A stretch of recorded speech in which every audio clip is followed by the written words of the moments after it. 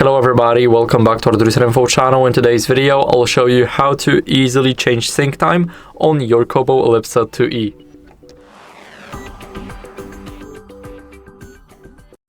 So first, what you guys need to do is go over to settings. Now here, go to syncing and updates. And as you guys can see, in the background sync category, we will have the sync time. So what we can do here, we can change it from night to morning, afternoon or evening, and it's all up to your preference. So as you guys can see, now the sync will be in the morning, now in the afternoon hours, and right here it will be in the evening. But I recommend you guys putting it at night because it's probably when you don't use the device. So that'd be it for this video. I hope it was helpful, and if it was, then leave a like, sub and a comment, and I'll see you in the next one.